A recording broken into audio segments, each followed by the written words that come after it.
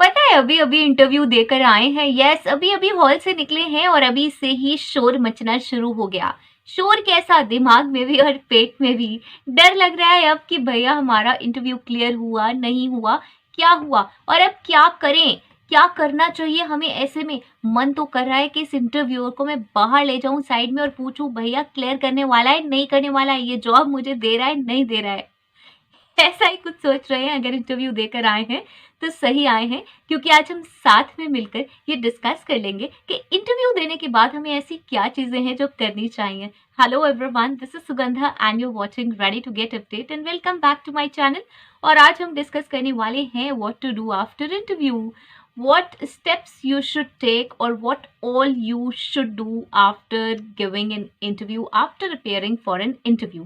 Interview दे दिया और अब हमें क्या करना है, राइट। तो मैं बताने वाली हूँ आपको ऐसी कुछ 7 चीजें। यस, कुछ 7 चीजें जो कि बहुत जरूरी है कर लेनी, क्योंकि हम लोग बहुत ही ज्यादा एक्साइटेड हो जाते हैं, नर्वस हो जाते हैं, दोनों ही चीजें वरिड हो जाते हैं। किसी चीज में मन नहीं लगता, लगता है बस हम कंपनी के लिए बने और कंपनी हमारे लिए बनी है, वो हमारे लिए ही बैठी है, क्योंकि हम भी तो इंटरव्यू की इतनी प्रिपरेशन करके दे के आए हैं। तो उसका ये तो बनता ही है कि वो हमें सब कॉल कर करके बताए। 500,000 कितने भी कैंडिडेट हो, हमें मन यही करता है कि हमें पता चले कि क्या हुआ है, राइट। ऐसा ही सोच रहे हैं तो एक काम कर देते हैं, अगर फर्स्ट टाइम मुझे देख रहे हैं तो चैनल को सब्सक्राइब कर दीजिए और वो जो क्यूट से बेल आइकन है उसको हिट कर दीजिए, बिकॉज ऐसे सेशंस जो आप मुझसे रिक्वेस्ट करते हैं कहीं पे भी, किसी भी सोशल मीडिया प्लेटफॉर्म पे, इंस्टा पे या फिर यूट्यूब चैनल पे, कमेंट बॉक्स में, फेसबुक पे, कहीं पर भी वो आपको मिलेंगे नोटिफिकेशन फीड में जब भी वो अपलोड होंगे। और दूसरा चैनल आ गया मेरा रेडी फॉर एसएस इंग्लिश, जाइए उसको भी सब्सक्राइब करिए, वहाँ भी अपनी अटेंडेंस दीजिए जिससे मुझे पता चले वहाँ के सेशंस आप देख रहे हैं। और जो जो सेशंस आप इंग्लिश में देखना चाहते हैं इसमें से वो भी मुझे ज़रूर बताएं, बिकॉज अब क्या है, यहाँ पे मेरे पास 700-800 सेशन है और जिसमें से 200 सेशन तो कम से कम एचआर जॉब इंटरव्यूज़ पर ही हैं। तो अब मुझे लगता है कि वहाँ पे मैं कौन सा सेशन पहले पिक करूँ इंग्लिश में बनाने के लिए, तो मुझे थोड़ा सा हेल्प आउट करिए, राइट। सो चलिए अब स्टार्ट कर लेते हैं। ये सेशन मुझसे रिक्वेस्ट किया गया है बहुत बार, कमेंट सेक्शन में बहुत बार आप लोग मुझसे पूछते हैं मैम इंटरव्यू दे दिया, अब क्या करें, कोई जवाब नहीं आ रहा एंड नर्वस फील कर रहे हैं, वॉरिड फील कर रहे हैं, अब लग रहा है यार क्या करें, बहुत दिन हो गए, हम उसी के बारे में सोचे जा रहे हैं। तो स्टार्ट कर लेते हैं और सबसे पहला पॉइंट आएगा आस्क फॉर। यस, क्या आस्क करना है हमें, हमें इंटरव्यू से निकलने से पहले ये चीजें ध्यान रखनी है कि पूछनी है, नर्वस नहीं होना है, पहले से प्रिपेयर होकर जाएं कि आपको ये चीज पूछनी है।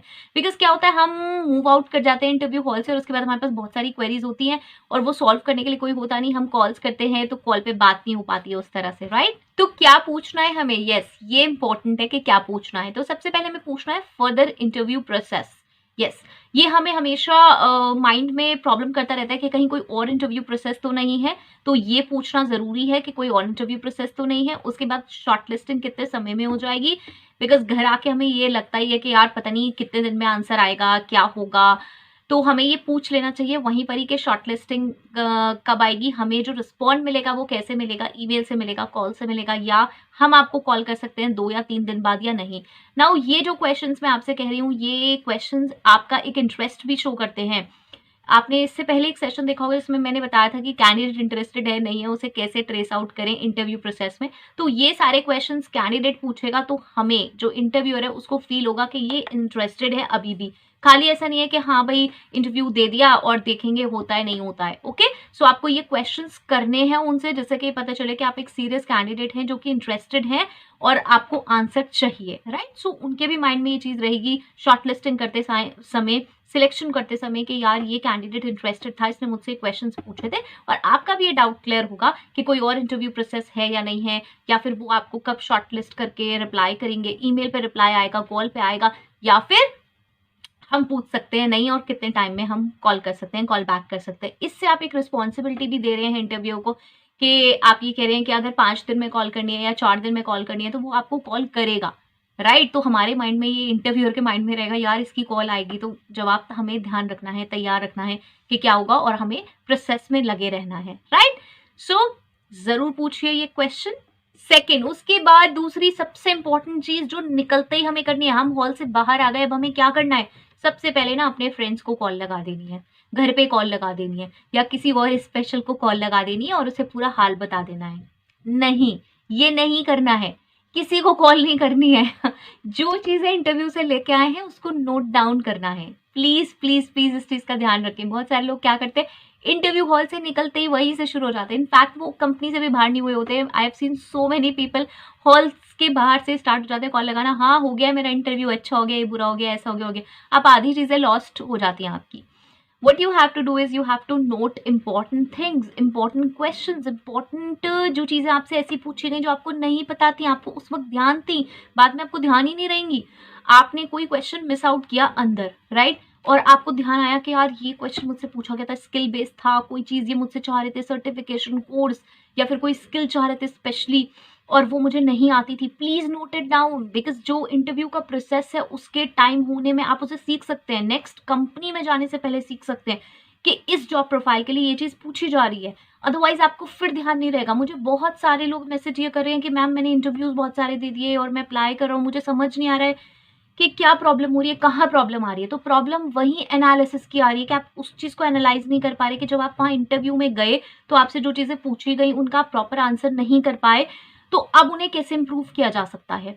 लोग कहते हैं पास्ट में मत झाँको, रिग्रेट मत करो। मैं ये नहीं कह रही हूँ कि आपको रिग्रेट करना है और ऐसे करके माथा पकड़ के बैठ जाना है कि बस अब तो कुछ नहीं हो सकता मेरी लाइफ में। नहीं, अपना एनालिसिस बहुत ज़रूरी है। सेल्फ एनालिसिस, हम पीछे क्या करके आए हैं वो ज़रूरी है देखना। तो ज़रूर देखिए कि पीछे आपने जो अटेम्प्ट करे हैं सारे क्वेश्चंस, एक बार मेमोराइज़ करिए अपने आप को एंड नोट इट डाउन। बहुत इंपॉर्टेंट है, प्लीज़ इसमें कोई कंजूसी नहीं। नोट इट डाउन का मीनिंग अब ये नहीं है कि आप बहुत बड़ा रजिस्टर कैरी कर रहे हैं और या उस तरीके से नोट करना शुरू कर दिया। बहुत सारे तरीके हैं। You have WhatsApp, you have notes, you have Android phone जिसमें हम बहुत सारे नोट्स बना सकते हैं।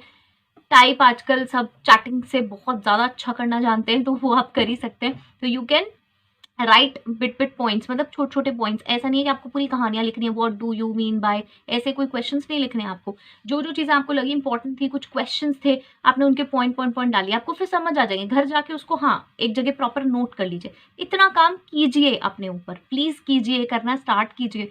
खाली जॉब्स देख लेना कि यहाँ अप्लाई कर दो, वहाँ अप्लाई कर दो, फिर वो टेस्ट वेस्ट पास करके बस जॉब मिल रही है, नहीं मिल रही है, आपको समझ ही नहीं आ रहा कि गलती कहाँ हो रही है, क्योंकि आपने स्किल टेस्ट पास कर लिया लेकिन इंटरव्यू नहीं क्लियर कर पा रहे, तो कैसे चलेगा। ओके, सो वहाँ से जितनी भी चीज़ें पूछी गई हैं उनको ट्राई आउट करिए नोट करने की। और मैं तो एनालिसिस ऐसे ही करती थी, नोट भी नहीं करती थी। मैंने सेल्फ एनालिसिस ज़रूर करा हमेशा, दोनों ही वे से करती थी। मैं जब कैंडिडेट का इंटरव्यू लेती थी तो उसके बाद तुरंत ही नोट करती थी। मैं इसमें बिल्कुल आलस नहीं करती थी कि हाँ मेरे माइंड में, मेरे माइंड में। मैं तो साथ-साथ जब कोल्ड कॉलिंग करती हूँ तो भी लिखती रहती हूँ, पॉइंट्स नोट करती रहती हूँ, और जब मैं सामने इंटरव्यू लेती हूँ, कैंडिडेट चला जाता है, तो I always take a pause for 2 minutes, 3 minutes so that I could write properly. लोग ना हवा में रहते हैं और फिर उसके बाद जब उनसे मैं फीडबैक पूछती हूँ, इट हैपेंस मेनी टाइम कि जब मैं इंटरव्यू पैनल में होती थी और मैं जब 3-4 लोगों से पूछती थी, मेरे जो एनालिसिस होते थे वो बहुत ज़्यादा डीप इनसाइट होते थे, क्योंकि मैंने उसी वक़्त बहुत सारी चीज़ें नोट कर ली होती थी। और जो लोग होते थे, कहना नहीं चाहिए सीनियर पीपल थे, लेकिन वो ऐसे ही कहते थे यार मुझे प्रोफाइल दिखाओ, मुझे थोड़ा-सा बताओ, तब मुझे ध्यान आएगा इसमें क्या था, व्हिच इज़ वेरी रॉन्ग। आप चाहे किसी भी प्रोफाइल पे यू मस्ट नोट, क्योंकि नहीं याद रहेंगे बाद में। 50-80 इंटरव्यूज़ आप लोगे एक दिन में, नहीं ध्यान रहते कि किसने क्या करा। तो इट्स बेटर कि आप नोट कर लो। जब आप नोट करोगे और फिर उसको दोबारा देखोगे तो ज़रूर आपको मेमोराइज़ हो जाएगा कि कैंडिडेट में क्या बात थी और क्या नहीं थी। Okay, so please note it down.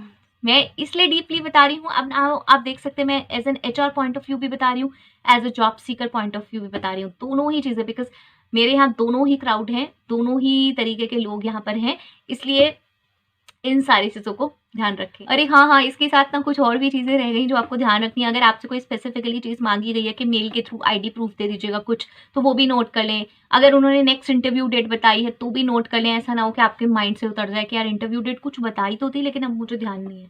Fine, सो ये सारी चीज़ें नोट कर लें। कोई आईडी प्रूफ माँगे हैं, कोई डॉक्यूमेंट्स माँगे हैं जो आपसे कहे गए हैं कि आप आज इवनिंग तक दे दीजिएगा या कल तक दे दीजिएगा, राइट? कोई सपोर्टिंग चीज़ें हैं तो उसका भी ध्यान रखें, वो भी ज़रूर नोट कर लें और इस पे एक स्टार बना दें अगर वो बहुत अर्जेंट है, जैसा कि घर पे जाके आप उसको देख लें। कोई भी मतलब ऐसी चीज़ जिससे आपको एकदम देख के पता चल जाए कि यार ये अर्जेंट है और मुझे इसको आज ही फुलफिल करना है। ओके, उसके बाद थर्ड चीज़ जो कि अगेन इम्पॉर्टेंट है, इसके बाद आती है, वो है send thank you note. Don't forget to send thank you note if you are interested in that job. Yes, अगर आप इंटरेस्टेड हैं उस जॉब में तो मत भूलिए वैसे तो मैं ये कहती हूँ कि इंटरेस्टेड हैं या नहीं हैं, दोनों ही केस में दीजिए, बट आई नो कि अगर आप इंटरेस्टेड नहीं है तो आप नहीं देंगे, और ठीक भी है। अगर आप थैंक यू नोट देंगे तो फिर इंटरव्यू को ये स्ट्राइक होगा कि ये कैंडिडेट बहुत इंटरेस्टेड है। यस, थैंक यू नोट से हमें लगता है कि यार ये कैंडिडेट इंटरेस्टेड है, दैट्स वाई ये इतने एफर्ट्स लगा रहा है। फाइन, तो अगर आप इंटरेस्टेड हैं, जेन्युइनली इंटरेस्टेड हैं किसी कंपनी में, तो प्लीज थैंक यू नोट जरूर दें, 24 आवर्स के विद इन दें, प्रोफेशनल लैंग्वेज लिखें और थैंक यू करें फॉर एवरीथिंग, कि जो अपॉर्चुनिटी मिली और जिस तरीके से ट्रीटमेंट हुआ, and what you have learned, and you have learned something and you are happy and you wanted to continue. ये जो डिस्कशन हुआ इंटरव्यू में, आप इसे कंटिन्यू करना चाहते हैं और आगे यू आर लुकिंग फॉरवर्ड कि हाँ उनका रिस्पॉन्स आएगा। फाइन, ये भी ध्यान रखिए। नेक्स्ट आ जाता है फोर्थ इज चेक रेफरेंसेस, जो हम कभी भी नहीं करते। यस, हम बहुत पुअर हैं। हम क्या होता है जब हमसे रेफरेंसेस मांगे जाते हैं ना वहाँ पर, तो हम क्या करते हैं, रेफरेंसेस तो हम दे देते हैं किसी के भी, फ़ोन में से ढूंढ ढांड के नंबर वंबर दे दिए और लोगों के दे दिए, पर हम ना उन्हें चेक नहीं करते। चेक का मीनिंग यहाँ पे क्या है? अरे आपने अगर रेफरेंस चेक के लिए किसी का नेम दिया है अपने पुराने किसी ऑर्गेनाइजेशन से, या आपके कोई यूनिवर्सिटी प्रोफेसर हैं, कोई नोन पर्सन है, बहुत ही एजुकेटेड, कोई वेल रिप्यूटेड पर्सन है, तो हम क्या करते हैं, उनका नाम तो दे दिया, लेकिन हमने ना एक बार उनसे चेकआउट नहीं करा कि हाँ आप कहाँ पे अवेलेबल हैं, नहीं हैं, और मैं ऐसे ऐसे आपका नाम दे रहा हूँ, राइट? तो इस चीज़ का ज़रूर ध्यान रखें। यहाँ पे एक एग्जांपल देती हूँ, जैसे केबीसी था, तो केबीसी में एक कॉल होती थी ना, जो लाइफलाइंस मिलती थी, उसमें कॉल होती थी फोनो फ्रेंड या फिर वीडियो कॉल। आप इमेजिन कीजिए अगर वो फोनो को फ्रेंड बता के ना आए घर पे कि हमने आपका नाम दिया हुआ है वहाँ पे फोनो फ्रेंड में, तो आप सोच सकते हैं कि कितना ऑल ऑफ अ सडन होगा, वो कॉल कैसा होगा, मतलब उधर से सुनने वाला जो कॉल उठाएगा वो कैसे रिएक्ट करेगा। उसको तो दिमाग में होगा ही नहीं ना कि अरे मेरा कोई जानने वाला वहाँ केबीसी में है और उसने मेरा नाम दिया है। तो कितना अजीब होगा, कितना ऑकवर्ड हो जाएगा, और वो जो 60 सेकेंड्स की कॉल है वो तो इसी में वेस्ट हो जाएगी, ये तूने मुझे बताया नहीं और मुझे पता नहीं, और इसे इमेजिन करके देखिए। तो ऑब्वियसली वो लोग बता के ही आते होंगे घर पे कि मैं आपका नाम उसमें दे रहा हूँ और लाइफ लाइन में आपके पास कॉल आएगी। फाइन, मतलब मैंने इसको इसलिए बताया कि आप इमेजिन कर सकते हैं कि कितना ऑकवर्ड होगा। तो ऐसे ही जब आपका रेफरेंस चेक होगा और अगर आपने किसी को रिमाइंड नहीं कराया होगा, कोई जैसे 5-6 साल पुराना आपका बहुत अच्छे टर्म्स है, किसी से रोज बात नहीं होती या फिर बात कम होती है या इस बारे में नहीं होती, तो एकदम से कॉल आएगी, तो हो सकता है वो उतना अच्छे से रिएक्ट नहीं कर पाए, वो उतने अच्छे से बात नहीं कर पाए ना। मैं यहाँ पे मैं ये नहीं कह रही हूँ कि आप कोई फेक स्टोरीज उन्हें कह दें कि भाई मैंने ना वहाँ भर भर के झूठ बोले हैं इंटरव्यू में, यही झूठ आपको बोलने हैं। ये नहीं, जो आप सच है, सच्चाई है, वही सारी चीज़ें आप इंटरव्यू में भी बोलें और वही सारी चीज़ें उन्हें भी बताएं। मेरा कहने का मतलब ये है कि they are informed, they should be informed कि आप यहाँ एग्जिस्ट करते हैं और आप ऐसे ऐसे जॉब में रहे हैं। आपका रेफरेंस चेक जब हो, तो जिसके पास हम रेफरेंस के लिए कॉल लगा रहे हैं, कम से कम उसको ध्यान हो आज के टाइम में कि आप एक पर्सन हैं, आपकी ऐसे ऐसे जॉब है, आपका ये प्रोफाइल है। Okay, because I have seen, मतलब जब हम वो लोग रेफरेंस चेक के लिए कॉल करते हैं तो बहुत बार ऐसा हुआ है कि जो पर्सन को हमने कॉल करी वो ना थोड़ी देर में आइडेंटिफाई कर पाए कि हम किसके बारे में बात कर रहे हैं। उन्होंने कहा हाँ मेरे दूर के रिलेटिव हैं, अच्छा मुझे अभी याद आया, अच्छा कौन वो, मतलब उसका घर का नाम फिर उन्होंने प्रोनाउंस किया, राइट? तो ये चीज़ों का थोड़ा ध्यान रखिए, अपना नेम वेम ठीक से बता दें। यहाँ मैं आपसे बार बार कह रही हूँ कि आपको कोई भी गलत चीज़ें, गलत स्टेटमेंट्स उन्हें नहीं देने हैं कि मैंने ये वहाँ बताया तो आपको ये बोलना है। जो जेन्युइन बात है वही, बस ये है कि एक हम रिमाइंडर दे रहे हैं कि भाई ऐसे ऐसे कॉल आ सकती है। Fine, now next is fifth, और ये है सोशल मीडिया नेटवर्किंग, और ये भी बहुत ज़्यादा इंपॉर्टेंट है। बहुत सारे लोग, हम लोग कंपनी वेबसाइट पहले नहीं विजिट करके जाते हैं, और कंपनी, जिस कंपनी में हम अप्लाई कर रहे हैं उनके पेजेस को फॉलो नहीं करते हैं, लिंक्डइन पे फॉलो नहीं करते हैं, इंटरव्यूअर हमें मिल गया उसको हम फॉलो नहीं कर रहे हैं, हम पहले नहीं कर पाते हैं क्योंकि हमें बहुत सारे फैक्ट्स भी पता नहीं होते हैं और हम उतना इंटरेस्टेड नहीं होते। लेकिन बहुत बार होता है कि जब हम इंटरव्यू देख कर आते हैं तो हमें बहुत सारी चीज़ों के कनेक्शंस पता चल जाते हैं, वहाँ से जो बहुत सारे लोग कनेक्टेड हैं, जो इंटरव्यू पैनल था वहाँ पे बहुत सारे लोग कनेक्टेड हैं, वेबसाइट है, वहाँ पे हमें बहुत सारी चीज़ें मिलती हैं। तो अब हमें क्या करना चाहिए, हमें वहाँ पे नेटवर्किंग बढ़ानी चाहिए। यस, हमें कंपनी को फॉलो करना चाहिए, उनके पेजेस को लाइक करना चाहिए, पेजेस को फॉलो करना चाहिए। लिंक्डइन पे अगर आपको वो लोग मिल जाते हैं तो वहाँ पे आपको फॉलो करना चाहिए। नाउ यहाँ पे ना एक और भी कल्चर है, फॉलो कर करके ये नहीं है कि आप उस पर्सन को बॉदर करना स्टार्ट कर दें बहुत बुरी तरह से। यस, ये बहुत ज़्यादा होता है कि मतलब अगर हमने किसी को फॉलो करना स्टार्ट कर दिया तो उसको मैसेजेस भर भर के मैसेजेस करे जा रहे हैं, हाय मैम मैंने ऐसे दिया था इंटरव्यू, 2-2 3-3 बार दिन में। क्योंकि इनबॉक्स की फैसिलिटी आजकल हर एप्लीकेशन पे अवेलेबल है, तो ये बहुत ही कॉमन चीज़ है कि मैम आपने मेरा मैसेज नहीं देखा और आपने देख लिया तो रिप्लाई नहीं करा, ये नहीं करा। नाउ थिंक ऑफ कि ऐसे इंटरव्यू हुआ किसी दिन, 100 लोग इंटरव्यू में आए, उसमें से 200, 300, 400, 500 और भी आगे पीछे होते ही हैं।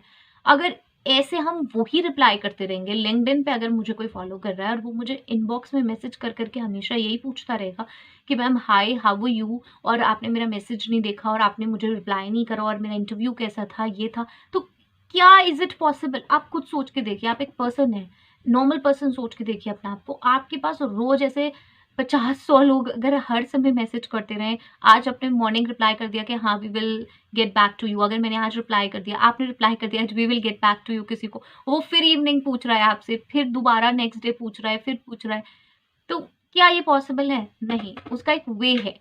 कनेक्ट होइए और जब आपको फॉलो अप लेना हो, उनके पोस्ट को फॉलो करिए, उन्हें देखिए, उन्हें लाइक कीजिए। तो ना नेटवर्किंग ऐसे बढ़ाई जाती है। ऐसा नहीं होता कि हम एकदम से किसी के पीछे पड़ जाएँ कि हाँ भाई मुझे इनका अकाउंट मिल गया, अब तो मैंने धड़ाधड़ बाढ़ लगा दिए वहाँ पे मैसेजेस के और इसके। अब फिर सब जगह कर रहे हैं, आपने को मिल गई, वो इंस्टा पे मिल गया तो इंस्टा पे करना शुरू कर दिया, फेसबुक पे मिल गया, फेसबुक पे कर दिया। मतलब जहाँ जा रहे हैं तो हमें एक ही नेम ब्लिंक होता हुआ दिख रहा है, या फिर कुछ 10-20 लोग हैं वही ब्लिंक होते हुए दिख रहे हैं। तो वी हैव सर्टेन वर्क, कुछ काम है और भी, और वो जो इंटरव्यू का प्रोसेस है उसको फाइनलाइज करने के लिए प्रॉपर टाइम चाहिए। अगर हम पूरे दिन मैसेज खेलते रहेंगे तो फिर वो काम कब करेंगे, राइट? सो इस चीज़ का ध्यान रखें कि पर्सनल स्पेस एक तो ऑक्यूपाई करने की कोशिश ना करें, प्रोफेशनल लिमिट्स में रहें। अगर आपको किसी को आप फॉलो कर रहे हैं, किसी का पर्सनल प्रोफाइल भी फॉलो कर रहे हैं, तो भी स्टे विद इन लिमिट्स, और हर समय बॉदरिंग काइंड ऑफ ना करें, अदरवाइज आप कभी शॉर्टलिस्ट नहीं होंगे। आप ये सोच रहे हैं कि आपने उनकी पोस्ट देखी और उस पर ब्यूटीफुल, नाइस और ये सब लिखना, छापना स्टार्ट कर दिया, इनबॉक्स में भी जाके ये सब करना स्टार्ट कर दिया, और फिर आप सोच रहे हैं कि अरे यार अब तो इन, क्योंकि फीमेल्स की हैबिट होती है, अगर हम देखें कि हाँ भाई अप्रिसिएशन अच्छा लगता है तो अब तो मेरा सिलेक्शन हो जाएगा, तो ये चीज टैक्टिक्स सिलेक्शंस में नहीं चलते हैं। तो प्लीज़ ऐसा ना करें। और इनफैक्ट ऐसे भी कि अब मेल मेल है या फीमेल फीमेल है, तब भी किसी को ऐसे बॉदर ना करें उस पर जाके। सोशल मीडिया नेटवर्किंग बढ़ाने का मीनिंग ये होता है, कंपनी वेबसाइट को आप फॉलो करना स्टार्ट करें, पेज को फॉलो करना स्टार्ट करें, इंस्टा है तो इंस्टा को, लिंक्डइन पे आप जो उसकी कंपनी है वहाँ पे उसको भी लाइक कर सकते हैं, करना ही चाहिए, ओके, उसको फॉलो कर सकते हैं। और उसके बाद अगर आपको इंटरव्यू मिलते हैं, एचआर मिलते हैं वहाँ के, तो उन्हें भी फॉलो कर सकते हैं। But don't make it like bothering, don't make it like कि अब ये चैटिंग डिपार्टमेंट हो गया कि चलो चिपकाते रहो मैसेजेस, फाइन। सो इस चीज़ का ध्यान रखें। सोशल मीडिया नेटवर्किंग ज़रूर बढ़ाएं, इससे आपको भी नॉलेज मिलेगी। दूसरी एक चीज़ जो मैंने टेंडेंसी देखी है आजकल बहुत ज़्यादा, स्पेशली जो ये जॉब सीकर्स हैं और वो हैं, जैसे ही जॉब मिली ना वैसे ही ख़त्म कर दिया लिंक, या फिर अगर जॉब में इंटरेस्टेड नहीं है तो लिंक ख़त्म कर दिया। अरे ये दुनिया गोल है, और आज वो टाइम नहीं है कि 20, 25, 30 साल एक जॉब में आपने एक जॉब ज्वाइन कर लिया और उसके बाद वहीं से रिटायर होंगे। यू नेवर नो कि आपको दोबारा कब उस जॉब में अप्लाई करना पड़ेगा। तो उसकी अपडेट्स एंड ऑल से आप बिल्कुल अलग हो गए। क्यों हो गए? क्योंकि आपने कहा अरे यार मुझे तो सिलेक्ट किया नहीं, मैं अब इंटरेस्टेड नहीं हूँ, इनका तो सिलेक्शन हो गया, इन्होंने तो मेरा पागल बनाया, ये बनाया।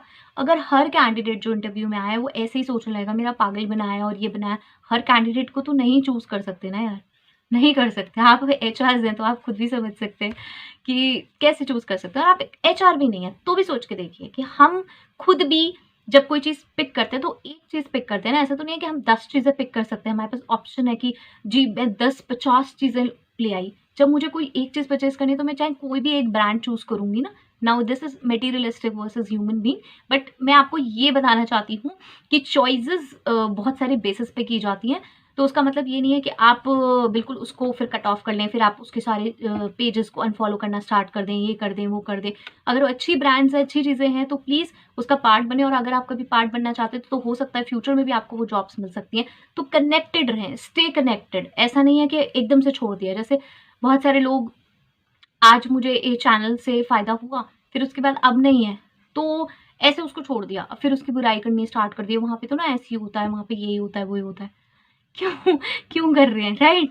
ठीक है, अगर आपके बिल्कुल अब यूज़ का नहीं है तो हाँ बिल्कुल अनसब्सक्राइब भी करिए, अपनी चीज़ों को रिमूव भी करते रहिए। ऐसा नहीं है कि बहुत सारे आप चैनल्स और बहुत सारी चीज़ों को फॉलो करना स्टार्ट कर दें तो भी बहुत मेस हो जाता है। बट थिंक ओवर तभी इन चीज़ों को करें। सोशल मीडिया नेटवर्किंग अच्छी प्रोफेशनल अगर आप बढ़ाना चाहते हैं तो यही तरीका है कि फॉलो करते करते उनको ऑब्जर्व करें, क्या पोस्ट आ रही हैं, क्या चीज़ें हो रही हैं, हैपनिंग्स क्या क्या हो रही हैं। क्योंकि क्या है कि जब अगर कंपनी के पेजेस हैं तो वो बहुत जल्दी जल्दी चीज़ों को अपडेट करेंगे, और बहुत जल्दी जल्दी अपडेट करेंगे चीज़ों को, तो आपको और कंपनी के बारे में अपडेशंस होंगे। तो हो सकता है आप कभी 1-2 साल में जब इंटरव्यूज़ दें तो आपको सारी चीज़ें उनकी पता हों, राइट? नाउ आ जाता है हमारा 6th पॉइंट, और ये भी बहुत इम्पोर्टेंट है, क्योंकि अब हम सब जगह से ताम-झाम करके तो आ गए, फ़ॉलो-अप का भी पूछ लिया, इंटरव्यू का पूछ लिया, सोशल मीडिया, रेफरेंसेस चेक, सब कुछ कर लिया। लेकिन अब जो सबसे इम्पोर्टेंट चीज़ इसके बाद आती है वो 6th पॉइंट में, और ये है वर्क ऑन योरसेल्फ, जो कि हम हमेशा भूल जाते हैं।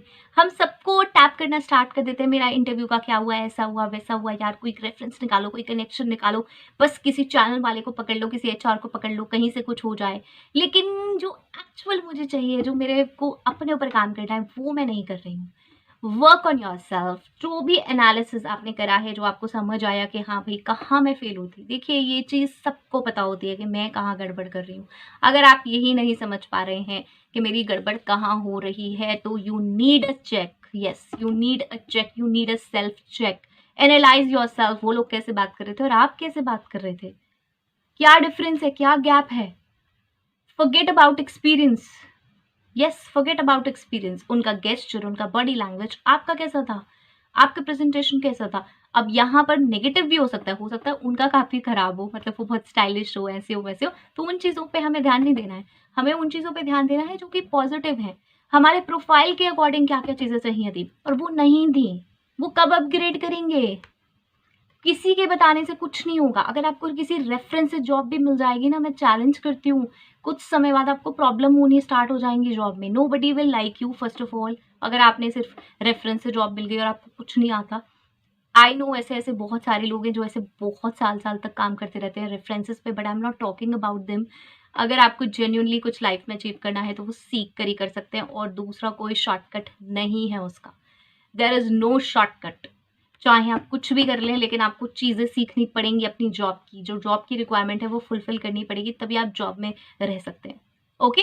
सो उन पे काम कीजिए, वो सीखिए। जैसे कि एमएस ऑफिस स्किल्स थी, उसमें उन्होंने पूछा कि आपको ये आता है एमएस एक्सेल में? आपने कहा ये तो आता है, ये नहीं आता। तो वो ये जो ये नहीं आता वो कब सीखेंगे? वो वेट करते-करते सीख जाएँगे कि हाँ जी, मुझे कंपनी रिप्लाई नहीं कर रही, मैं क्या करूँ, मैं क्या करूँ?